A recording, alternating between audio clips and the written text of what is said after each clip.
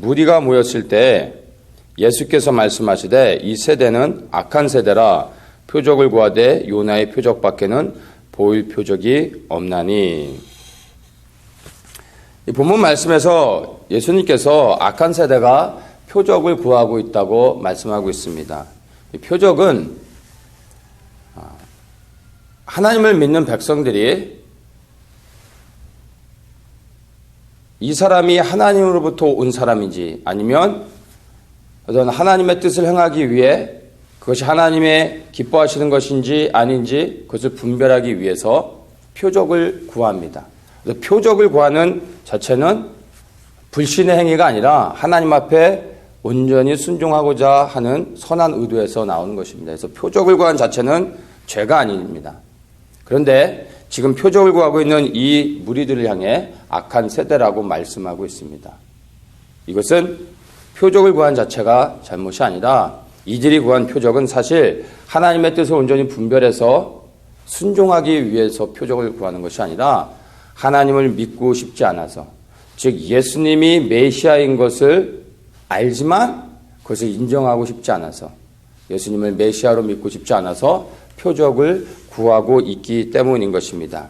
이미 예수님께서 사역을 시작하신 이후로 하나님의 말씀을 선포하셨을 뿐만 아니라 그 말씀에 따라 나오는 능력을 통하여 많은 사람들 치유하고 고치고 회복시키시는 기사와 이적도 같이 행하셨습니다. 그래서 내 말은 믿지 않아도 내가 행하는 일은 믿으라라고 말씀하셨습니다.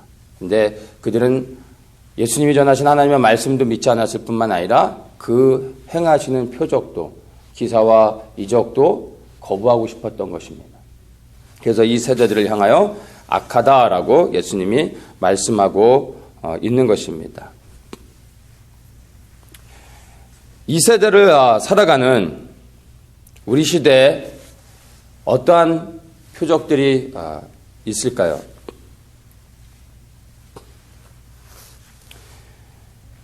예수님께서는 지금 표적을 구하는 자들에게 요나와 그리고 솔로몬을 언급하고 있습니다. 그런데 우리에게는 바로 이러한 요나와 솔로몬의 표적이 필요가 없습니다. 왜냐하면 우리에게는 하나님의 말씀이 바로 우리에게 표적이 되는 것입니다. 이 성경 말씀이 예수가 그리스도이심을 우리에게 증거하고 있고, 말씀을 통하여 선포되어진 그 진리들이 통하여서 이 진리를 통하여 우리는 예수 그리스도를 알고 그리고 그 예수 그리스도를 믿을 수 있게 되는 것입니다. 그래서 이 성경 말씀은 우리에게 구원을 얻는 표적이 되는 것입니다. 그런데 또한 이 성경은 믿지 않는 자들에게는 부인할 수 없는 심판의 표적이 되는 것입니다. 한쪽에서는 구원의 표적이 되는데 믿지 않는 다른 쪽에서는요, 바로 심판의 표적이 된다라고 말씀하고 있습니다. 오늘날 우리에게 성경이 있어서 자기만의 성경을 가지고 마음껏 이 성경을 보고 묵상하고 그리고 예수님을 이 성경을 통해서 만나고 믿을 수 있다라는 것은요, 그것은 정말로 우리에게 주어진 엄청난 큰 축복임을 우리가 생각해야 됩니다. 오늘날에도 아직도 자기 성경 한 번 갖지 못한 사람들이 너무나 많고 자기 성경을 갖는 것이 소원인 사람들이 있습니다. 그리고 하나님의 은혜로 그 손에 처음으로 성경이 주어졌을 때 너무나 감격스러워서 눈물을 흘리는 사람들이 아직도 우리의 반대편에서는 일어나고 있는 일입니다. 우리에게도 이러한 나의 성경이 있고 원하면 또 다른 수많은 종류의 다른 성경들을 가지고 하나님을 만날 수 있다라는 이것이, 이 사실이 우리에게 큰 감격이 되길 원합니다. 이 감격을 회복하고 성경을 사랑하며 날마다 이 하나님의 말씀을 묵상하는 가운데 영혼의 구원을 얻는 그런 은혜가 있기를 축복합니다. 여기에 생명이 있습니다. 30절에 요나가 니느웨 사람들에게 표적이 됨과 같이 인자도 이 세대에 그러하니라. 표적을 구하는 사람들에게 예수님께서 말씀하신 것은 인자가 바로 너희들에게 표적이다. 즉 내가 너희들이 구하는 표적이다라고 말씀하고 계십니다. 이것은 요나가 물고기 뱃속에서 3일을 있다가 이제 육지로 나와서 다시스로 가서 니느웨로 가서 전도하고 회개 메시지를 전합니다. 그리고 그 메시지를 들은 수많은 사람들이 일어나 회개하고 구원을 얻는 역사가 있었습니다. 동일하게 예수님께서 죽으시고 장사되셔서 3일 동안을 무덤 가운데 거하셨습니다. 그러나 3일 후에 예수님은 부활하셨습니다. 그리고 이제 그 부활하신 예수 그리스도를 믿는 모든 자들에게 부활의 생명을 허락해 주시고 영원한 생명 가운데로 인도하시는 것입니다. 그것이 곧 요나의 표적, 바로 예수 그리스도가 되는 것입니다. 그래서 이 시대에 예수 그리스도를 믿는 우리들에게 동일하게 우리가 구할 다른 표적은 아무것도 없습니다. 바로 예수 그리스도가 우리에게 표적이요, 그 예수 그리스도를 증거하고 있는 하나님의 말씀이 우리에게 표적이 되는 것입니다.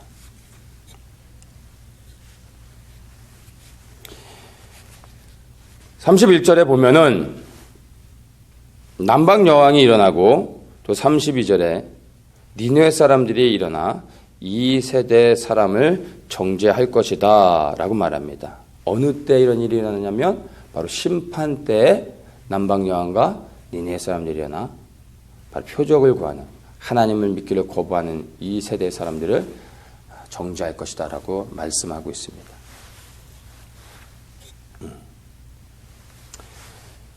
남방 여왕은 열왕기상에서는 솔로몬을 만나는 스바 여왕으로 기록되고 있는데 오늘날의 이디오피아 지역입니다.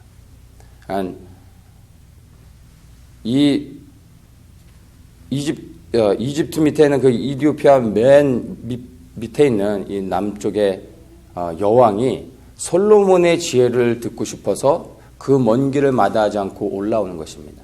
솔로몬의 지혜는 곧 하나님의 지혜이고 그 하나님의 말씀을 듣고 싶어서 올라오는 것입니다. 그리고 이 니느웨 사람들은요, 니느웨는 아수르의 도시 중에 하나였습니다.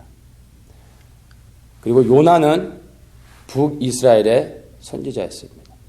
그러니까 북이스라엘과 아수르는 전쟁을 하는 나라였고 서로 적대국이었습니다. 그리고 후에 아수르가 북이스라엘을 멸망시키죠.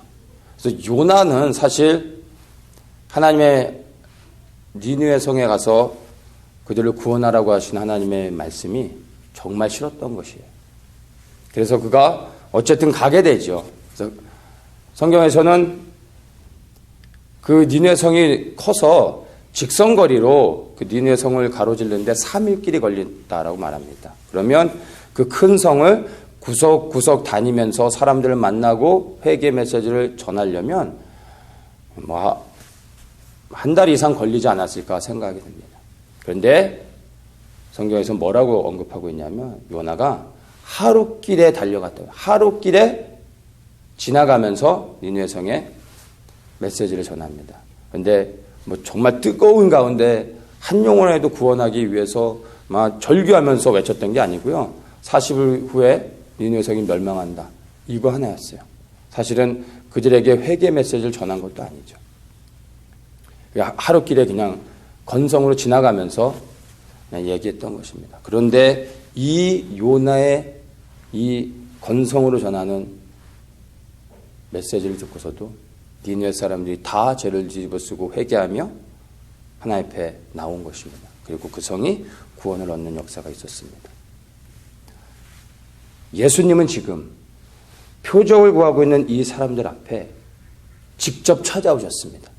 남방여왕은 하나님의 지혜를 듣기 위해서 먼 길을 마다하지 않고 왔지만 예수님은 직접 찾아오셨어요. 그리고 요나는 건성으로 도대체 회개를 하라는 건지 말라는 건지 그냥 니네의 성이 멸망한다라는 말씀만 전했습니다. 그것도 그냥 하루길에 순식간에 지나가면서 예수님은 이들을 찾아오셔서 한 사람 한 사람을 만나주시며 그리고 예수님에게 질문하는 모든 사람들의 질문을 대답해 주시고 그들을 치유해 주시고 품어 주시고 격려해 주시면서 그리고 그분의 생명을 다 드리면서까지 이들을 구원해 주셨습니다. 그런데 지금 이들은 눈앞에 나타나 직접 찾아오셔서 만나주시고 정말로 생명을 다해서 이들을 구원하는 예수님을 보면서도 예수님을 거부하고 있다라는 것입니다.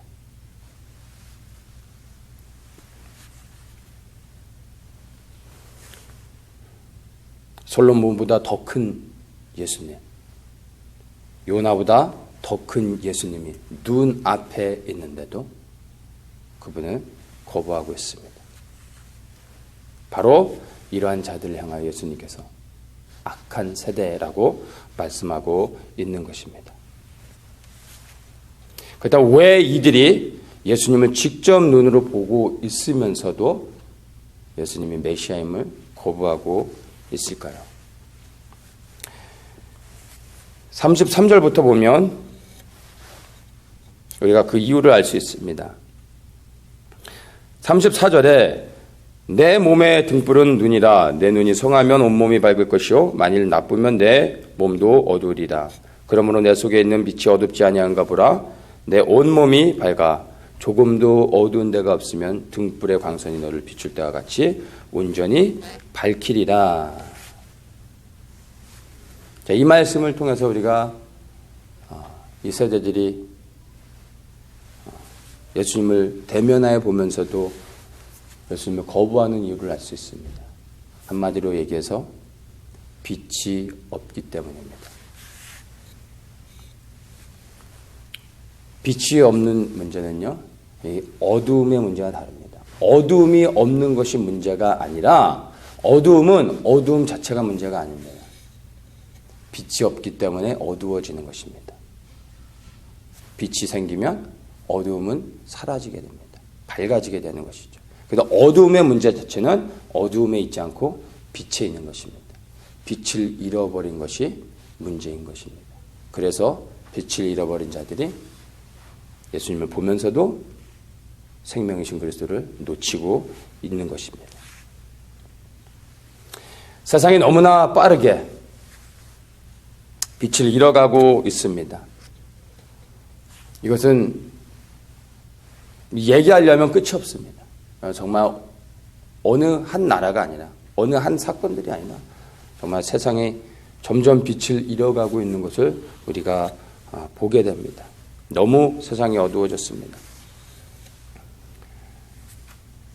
얼마 전에 미국에서 대통령 이제 선거가 끝났습니다. 그런데 그 선거 결과에 불복해서 지금 반 트럼프 시위가 선거 후부터 계속해서 진행되고 있습니다.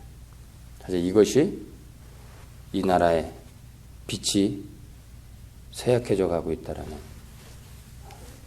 증거입니다. 정상적인 선거를 통해서 합법적으로 대통령 선거가 마무리됐는데도 Not my president 하면서 벌써 거부하고 있습니다. 빛을 잃어버린 그 결과들을 사실 이게 우리가 보고 있는 것입니다. 한국에서는 지금 촛불 집회를 이어가면서 박근혜 정권 퇴진을 요구하고 있습니다. 대통령도 잘못했으면 조사를 받아야 되고 그리고 법적인 절차에 의해서 판결이 내려져야 됩니다.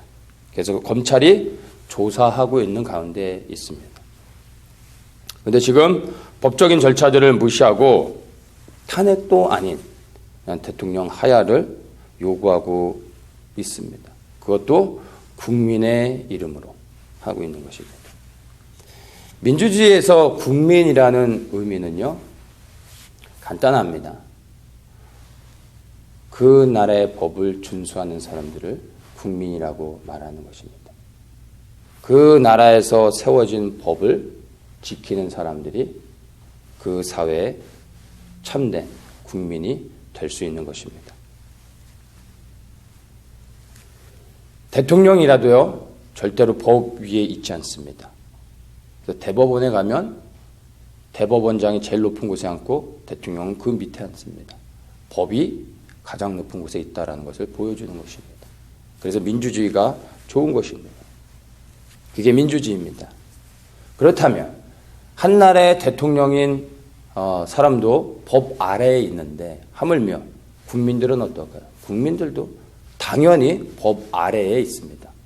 당연히 국민들도 법을 지켜야 되는 사람입니다. 국민이라고 절대 법 위에 있을 수 없습니다.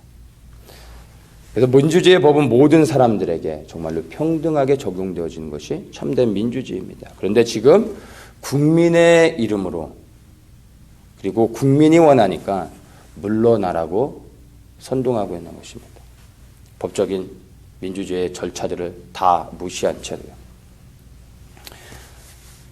아무리 죄를 크게 저지른 사람이라 할지라도 범법자라 할지라도요.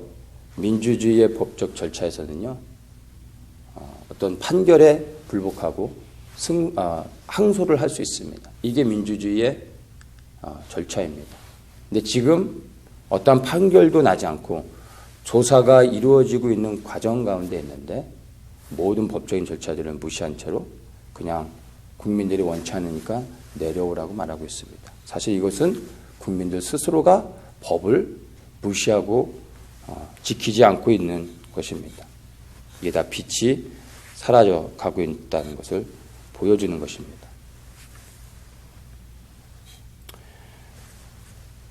요 근래 들어서 인권이라는 이름으로 한국 사회에서 동성애와 낙태 이런 것들이 지금 대세를 이루고 있습니다. 많은 사람들이 그것들을 인권이라는 이름으로 이젠 당연한 것으로 여겨가고 있습니다. 그런데 이제는 국민이라는 이름으로 사람들이 민주주의를 심각하게 훼손하고 있습니다. 저는 개인적으로 민중이라는 단어의 의미를 잘 정확하게 이해하지는 못하겠습니다. 그런데 지금 한국의 민족 총궐기 그리고 또 이런 촛불 집회를 통해서 민중이라는 사람들, 그 무리들이 무엇을 원하고 있는지는 이 사건들을 통해서 분별할 수 있습니다. 그들은요, 법 위에 군림하고 싶어하는 사람들입니다. 국민이라는 이름으로 법을 무시하고 자기들이 원하는 것을 취하려고 하는 그러한 사람들이 지금 민중이라는 이름으로 그렇게 행하고 있습니다. 60년대나 70년대는요, 진정한 노동자와 민중들이 있었던 것 같아요.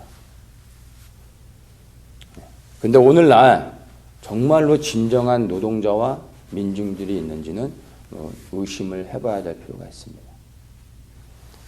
얼마 전에 이제 백남기 농민이라고 호칭하는 사람이 이제 여러 가지 그 부검으로 인해서 공방을 벌이다가 결국은 부검하지 못하고 이제 사건이 그냥 마무리가 됐습니다. 근데 사람들이 백남기 농민이라고 불러요. 그래서 저는 처음에 이 사건을 접할 때 이분이 농사를 짓는 분인 줄 알았어요. 백남기 농민이라고 하니까. 근데 나중에 이분을 이렇게 뉴스를 통해서 보니까 농사를 짓는 사람이 아니에요. 농사와 전혀 상관이 없는, 농사를 져본 적이 없는, 대학 때부터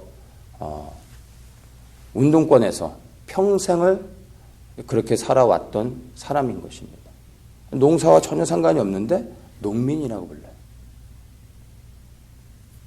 정말로 이 시대에 진정한 농민들이 있다면, 그 진정한 민중들이 있다면 어떤 자기들의 무언가의 이득을 원하는 것들을 취하기 위해서 이러한 진정한 농민들, 민중이라는 사람, 민중들이라는 이 타이틀로 지금 국민들을 속이고 있다는 것을 우리가 좀 분별해야 됩니다. 근데 왜 이들이 박근혜 대통령을 이렇게 퇴진시키려고 하는지 아십니까? 그것은 제가 볼 때 안보에 관련해서 역대 다른 대통령들이 전혀 하지 못했던 일들을 해냈기 때문에 이 박근혜 정권을, 특별히 이 박근혜 대통령을 지금 퇴진시키려고 하는 것으로 저는 이해를 합니다. 안보에 관련해서 이분이 박근혜 대통령과 그 정권이 어떤 일을 했냐면요. 첫째로 북한에 대한 이제 강경한 대북 제재 방침을 계속해서 고수하고 있습니다. 그 결과 개성공단을 폐쇄했고요. 그리고 북한 인권법을 10년이 넘도록 끌던 북한 인권법을 통과시켰습니다. 그리고 테러방지법을 통과시켰고요. 정말 중요한 통진당을 해산을 시켰습니다. 그러니까 이러한 것들이 안보에 관련해서 정말로 나라를 지켜내는 중요한 결정들이었습니다. 다른 정권에서는 전혀 하지 못했던 일들을 해냈습니다. 그리고 대통령으로서 그 외 다른 어떤 일들을 보면요.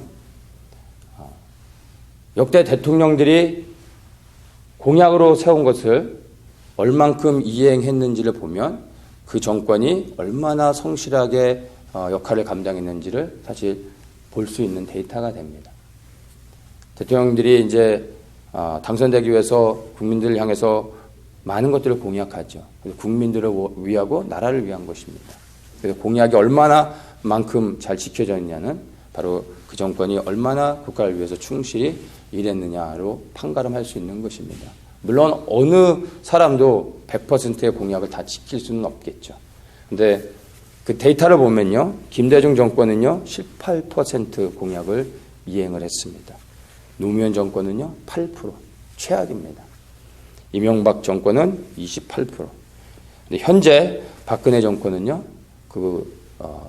공약을 세운 것을 37% 이행하고 있습니다. 아직도 임기가 남아 있습니다. 그 이상이 될 수 있겠죠. 자, 이런 것을 보면요.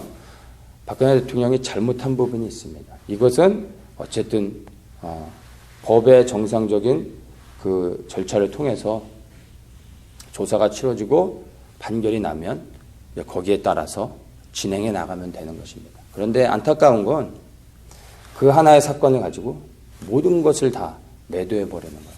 이것이 제가 볼 때 좀 안타까운 거예요. 잘못한 것도 있지만 사실 전체적으로 본다면 국가의 그 이익을 위해서 더 많은 일들을 했는데 그런 것들은 사실 지금 전혀 주목받지 못하고 있다라는 것입니다.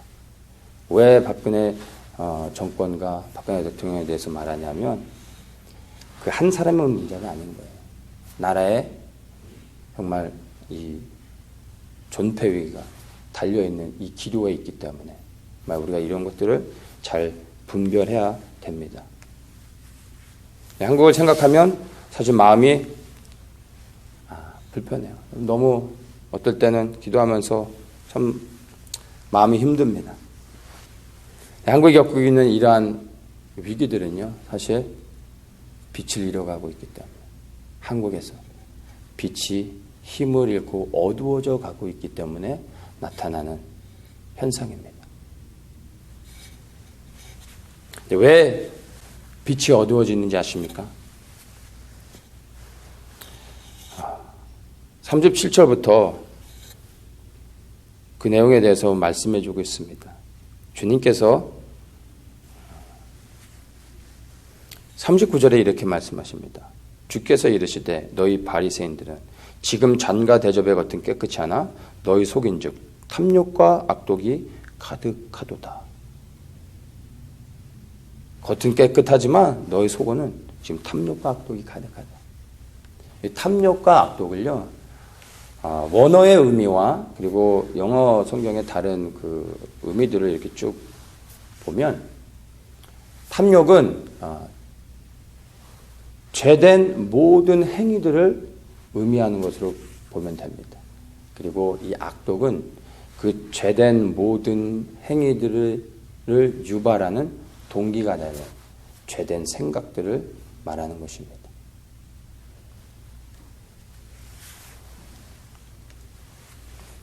바로 빛을 잃어버리면 잃어버린 채로 가만히 있는 것이 아니라 탐욕과 악독이 가득 채워지게 되는 것입니다. 그게 어두움의 결과가 되는 것입니다. 왜 탐욕과 악독이 가득하게 되는지 아십니까? 42절에 이렇게 말합니다. 화 있을진저 너희 바리새인이여 너희가 박하와 운양과 모든 채소의 11조를 드릴 때 공의와 하나님께 대한 사랑은 버리는도다. 공의와 사랑을 버렸다라고 말씀하고 있습니다. 이 공의와 사랑은요, 하나님의 성품의 어떤 그 핵심 코어가 되는 것입니다. 그래서 하나님의 속성이라고도 말하죠. 이 공의와 사랑으로 하나님이 모든 것의 기준을 삼으시고 행하십니다. 근데 이 공의와 사랑을 버렸다라는 것은 즉 하나님을 떠났다라는 것입니다. 공의와 사랑을 버리고 하나님을 떠나면 그 안에 탐욕과 악독이 가득하게 되는 것입니다. 죄된 생각이 채워지고 죄된 행동이 나타나게 되는 것입니다. 하나님을 떠나면 일어나는 일입니다. 경건의 모양은 있지만 경건의 능력은 잃어버린 자들. 그것이 바로 주님께서 지금 악한 세대라고 말하고 있는 것입니다. 하나님의 공의와 사랑을 버린 곳에는요, 불법이 성행하고 악이 득세하게 되어 있습니다. 복음이 들어가지 못한 곳에, 그리고 복음의 능력이 상실된 곳에 이러한 동일한 현상들이 나타납니다. 복음이 들어갈 수 없는 곳에는 인력으로 되는 게 아니니까 어쩔 수 없다 치지만 우리와 같이 복음을 접하고 말씀을 가지고 복음을 날마다 그 복음의 능력을 누릴 수 있는 은혜가 주어졌음에도 불구하고 우리가 복음의 능력을 상실해서 탐욕과 악독이 가득하다면 여러분 우리가 여기에 대해서 정말 두려운 마음을 가져야 됩니다.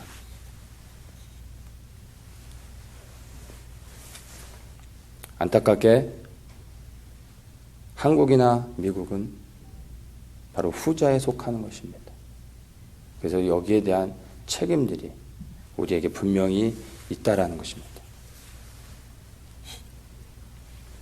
복음의 능력이 너무나 급격히 상실되어져 가고 있습니다. 너무나 빠르게 빛이 이루어져 가고 있고 어둠이 가득해지고 있습니다. 본문에서 보면 주님께서 책망하는 사람들이 있어요. 약한 세대가 표적을 구한다라고 말씀하시고 난 후에 예수님께서 42절에 이렇게 말씀하십니다. 화 있을진저. 그게 누구를 대상으로 말하냐면 바리새인들에게 말하는 것입니다. 그리고 45절에서 46절에서 화 있을진저 또 너희 율법사여 하시면서 지금 바리새인들과 율법사들에게 이 말씀을 하고 계신 것입니다. 그들을 책망하고 계십니다. 바리새인들을 향하여 뭐요? 공의와 사랑을 너희가 버렸다라고 말씀하고 계세요. 그리고 율법사들을 향하여서 이렇게 책망하고 계십니다.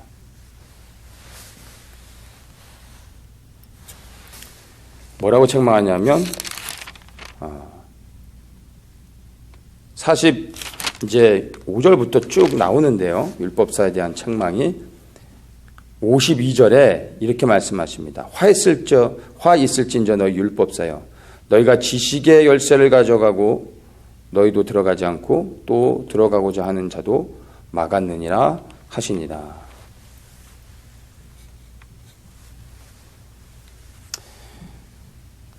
구약 성경을 통해서 하나님께서 이스라엘 백성들에게 주신 율법은요, 613개입니다. 그런데 이 율법사들이 하나님의 말씀을 연구하고 백성들을 잘 가르치겠다라는 명목하에 이 하나님이 주신 율법들을요, 수만 가지로 늘려놓습니다. 그리고 결국엔 자기들도 지키지 못하고 백성들도 지키지 못하게 하고 율법으로 인하여 그들의 손과 발을 묶어 결국에 넘어지게 만들었던 것입니다. 백성을 망하게 했던 것입니다. 자, 이 말씀을 보면서 두려웠던 것이 예수님이 화 있을진저 하면서 책망했던 바리새인과 율법사들이 누구이냐면 백성들을 하나님의 말씀으로 잘 지도해야 될 하나님이 세우신 리더들이었던 것입니다. 오늘날로 얘기하면 목사인 것입니다.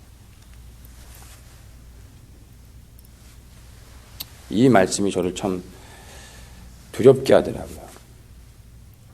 교회가 세상에 빛이 되지 못하고 바로 서지 못하면요, 교회뿐만이 아니라 세상이 빛을 잃어버립니다. 그 사회는 어두워지게 돼 있습니다.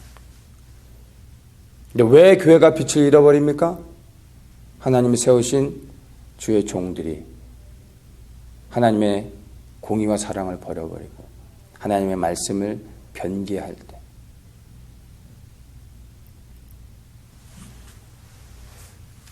탐욕과 악독이 그 안에 가득해지는 것입니다. 세우신 리더들이 빛을 잃을 때 교회는 빛을 잃어갈 수밖에 없게 되고 그 사회는 어두워지게 되는 것입니다. 사람들은 말하죠. 세상의 소망은 교회라고. 맞는 말입니다. 그런데 교회 안에 하나님이 세우신 주의 종들이 빛을 드러내지 못하면 그 교회는 빛을 잃을 수밖에 없게 된다는 것입니다. 예수님께 책망을 받았던 약한 세대는요, 사실 참된 리더들의 부재에서 비롯된 것입니다. 그래서 정말 목사로서 너무나 죄송스럽습니다. 그리고 하나님 앞에 회개합니다. 그런데 여러분 기도해 주셔야 됩니다.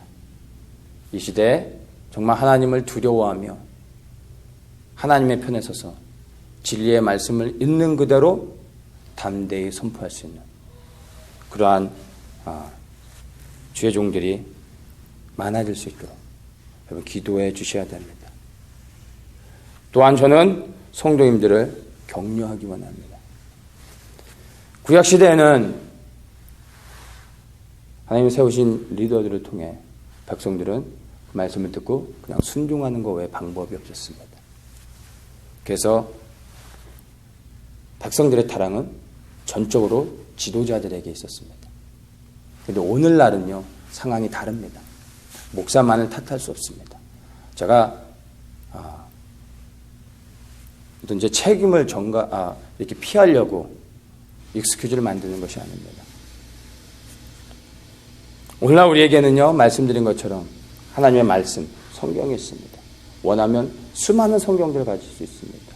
하나님의 말씀을 알 수 있습니다. 그리고 이 말씀을 가지고 정말 하나님의 뜻을 분별하고 순종하려고 몸부림치면 성령 하나님께서 우리 가운데 오셔서 이 말씀들을 빛으로 열어주십니다. 깨닫게 해주십니다. 그래서 하나님의 뜻을 행할 수 있습니다. 우리 하나님을 믿는 모든 백성들, 하나님의 성도들이 바로 이렇게 한 사람 한 사람이 이 말씀을 통해 하나님의 빛을 드러내야 됩니다. 우리가 빛이 될 수 있는 것이 아닙니다. 하나님이 빛이 우리 가운데 임해서 우리가 빛의 통로가 되어지는 것입니다. 그러면 빛을 잃어버려 어두움 가운데 가득해져 있는 상황 가운데 이제 빛이 다시 드러날 때 빛을 간절히 찾는 자들이 그 빛 가운데 나와 생명을 얻을 수 있게 되는 것입니다. 우리는 빛의 통로가 되어져야 됩니다. 세상이 점점 어두워져 가고 있습니다. 이 가운데 우리의 유일한 소망은요, 우리 안의 빛을 지켜내는 것입니다. 빛을 드러내는 것입니다. 다른 것이 아닙니다. 말씀 앞에 서고 하나님 앞에 말씀을 가지고 두려워하는 가운데 기도하며 나아갑니다.